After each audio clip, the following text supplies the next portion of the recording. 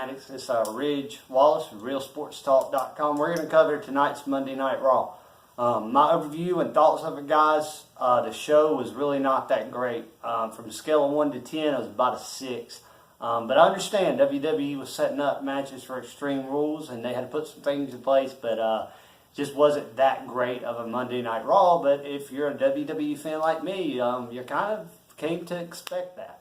This is what WWE gives us. This is a PG era, and they can only do so much. So this is what they're going to give you. So you just got to enjoy to love it. And there were some things I liked. There were peaks, there were valleys. This is a 3-hour show. You're going to have your highs, and you're going to have your really bad lows. And there were some lows in this show tonight. But there were some highs. So let's dive right into it and talk about WWE Raw. We had opening with a promo of the Big Dog. God, I hate that name. For Roman Reigns or Braun Strowman about last week. We know that Braun Strowman, I dropped it earlier today as soon as I found out via WWE.com that Braun Strowman has a shattered elbow. If you know anything about surgery, that's a pretty big deal. He shattered his whole entire elbow. That's 6 months. So, you know, for anybody that says these guys, they don't risk anything, they don't do anything, this is for kids, these guys put their body on the line day in and day out. And he's going to be out of the shelf for about 6 months. So, in the realms of real life, prayers go up to Braun Strowman, dude. Get well and come back and do what you do, and that's entertaining us. We love you, and honestly, I can't wait to see you back.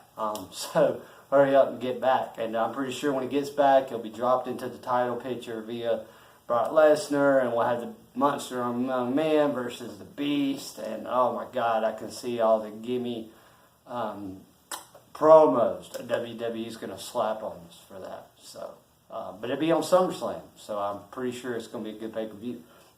But they have that. They portray Roman Reigns as, once again, this just guy that cannot be stopped, this animal.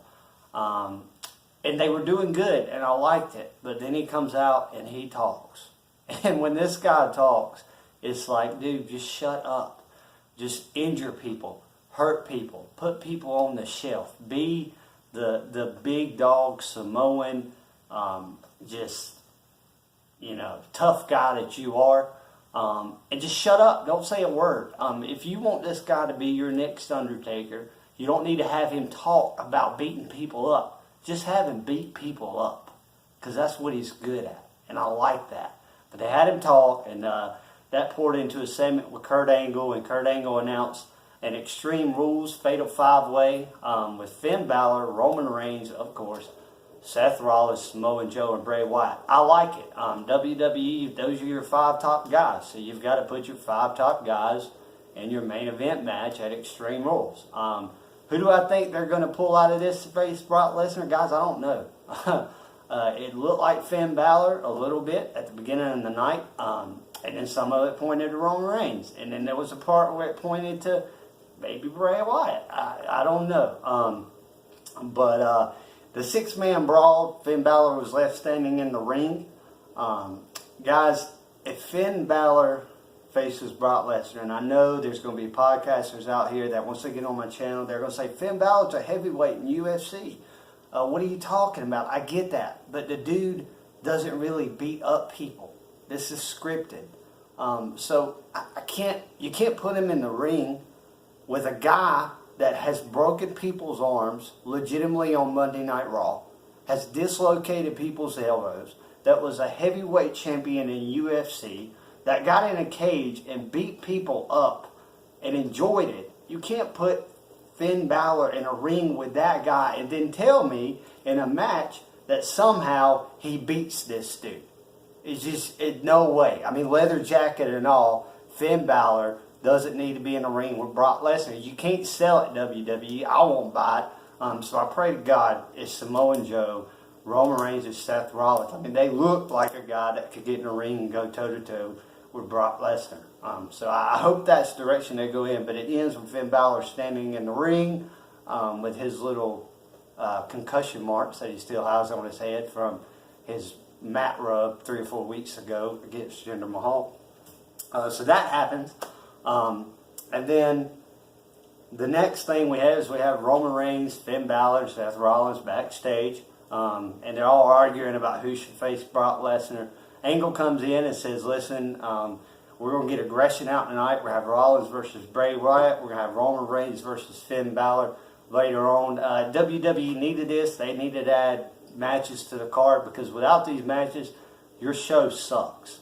I mean, it wasn't a good show.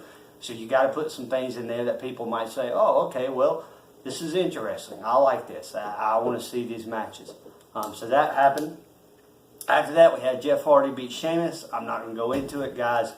That's going to lead to Extreme Rules, the tag team title match. I think Sheamus and Cesaro are going to, titles are going to change hands, and then we're going to have new tag team champions.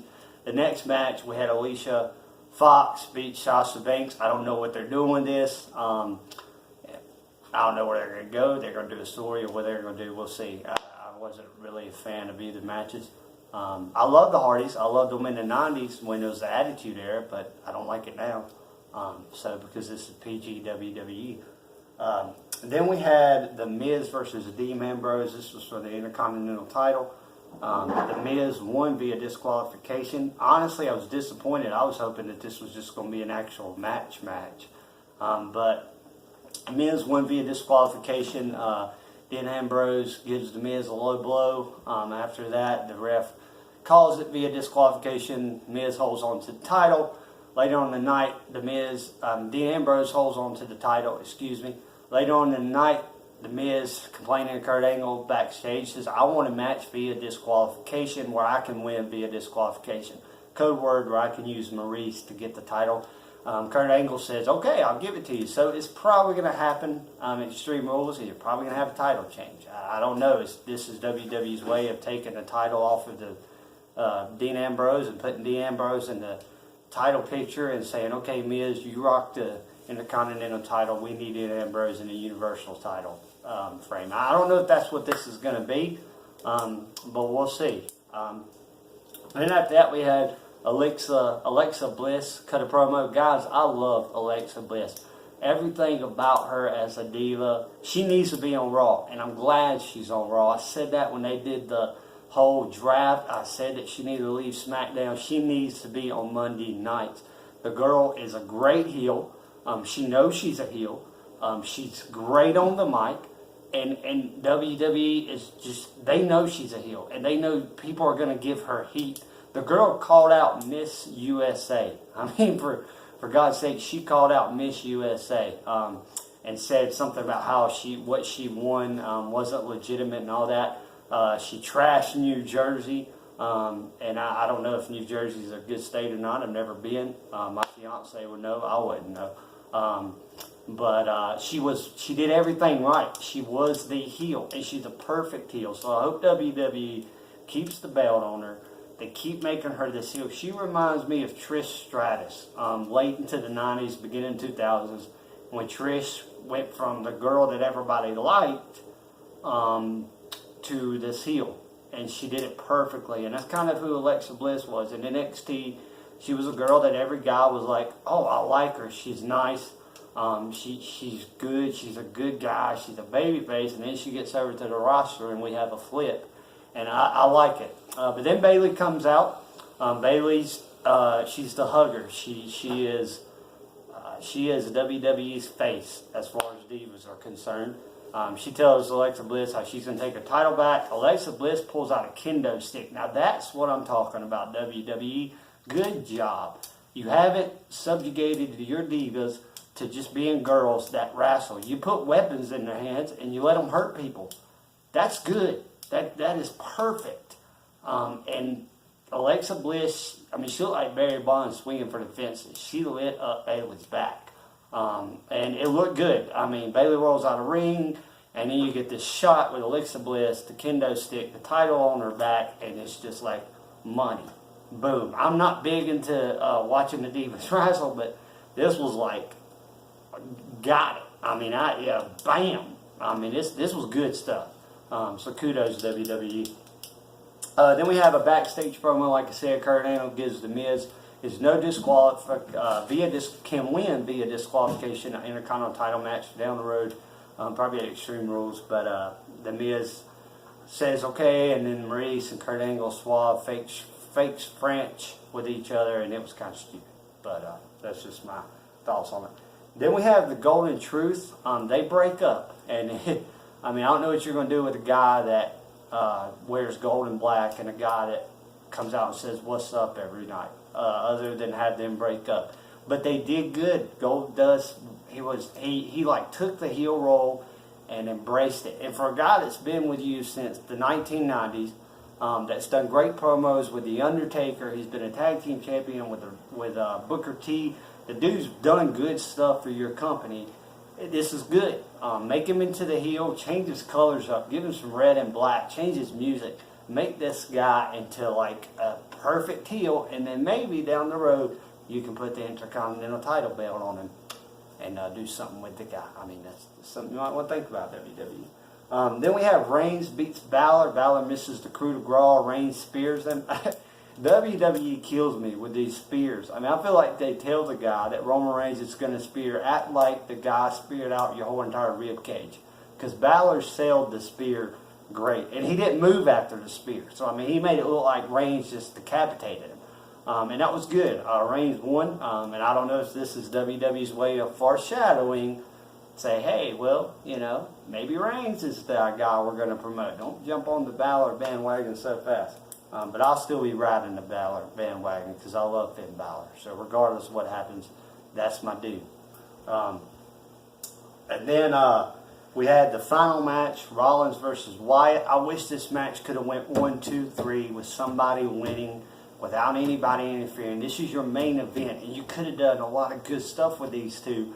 And instead, you have Samoa Joe come in and attack Rollins. And is that your way of telling us that Rollins and Joe are not going to win Extreme Rules, and this is going to carry on to something else? I mean, I hope so, but I don't know if that's what they're going to do. Then you have Bray Wyatt. He puts his sister Abigail on Joe after Joe and Bray Wyatt attack Rollins for a little bit. The show goes off, the match ends, and that's what we're left with. So I think this was a good show. Like I said, guys, I'm not going to slam this show. This was terrible. I've seen worse. So this was okay. I think the problem with WWE now is WWE is going to give you their first 5 minutes of a segment.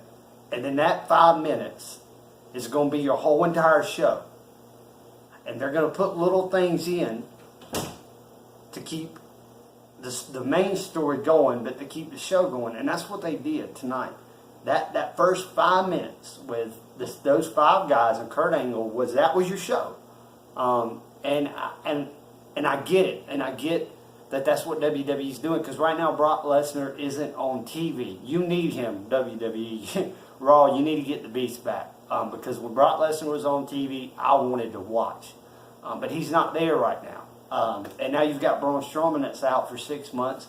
So I get that you've got to have something to sell right away to the audience and get them at home to watch. Because people at home can turn the TV. People there can't. They're there. They bought the tickets. They have to be there. So I get that. But I just wish it was like it was in the 90s, where every little thing that happened you couldn't predict. The storylines were so much better. There was no PG. So it was just, it was in your face, and it was good. And I hear people are going to say, well, this is a different audience, and I understand that. But you can still do some good stuff with this PG era stuff. But don't give us the whole show, the first 5 minutes, and expect us as fans to sit and watch it for the next hour or 3 hours. This is a 3-hour show. Give us some meat. Give us some stuff to chew on. Give me some stuff that when I go grab a Mountain Dew out of the fridge, I'm like, man, I wonder what's going to happen later on tonight when those guys fight. Don't send me to the fridge with Mountain Dew and say, well, in that first 5 minutes, I can tell you what's going to happen for the next 3 hours. That's bad. WWE, that's so bad booking. But my channel, we're not calling anybody out here. But WWE Creative, come on, guys. Come on. I've been watching you guys since I was a baby, and I want to keep watching. So just give me some stuff to chew on. I think the show would go so much better. But overall, like I said, guys, It was a decent show. It was about a 6. If there's anything I didn't talk about, if there's some matches that maybe I didn't talk about, you guys want to talk about some more, I would love to. Subscribe to my channel below, Real Sports Talk with Rich Wallace at YouTube or Facebook. You can find us at both places. And then shout out to my Boston Celtics real quick, guys. They won Game 7. We play LeBron James and the overrated, hated Cleveland Cavaliers Wednesday. We're probably going to get killed in the series, but I'm going to wish to hope. So I'll talk about that Wednesday morning. I'll review the Game 7 that we won against the Wizards. I'll review Tuesday Night SmackDown tomorrow night. It's looking good. Randy Orton, Jinder Mahal all advertise the Lone Wolf, Baron Corbin. We'll do a review on that. But I just want to say thank you guys so much for the subscribes. Much love. And I will talk to you guys soon. See you guys tomorrow night.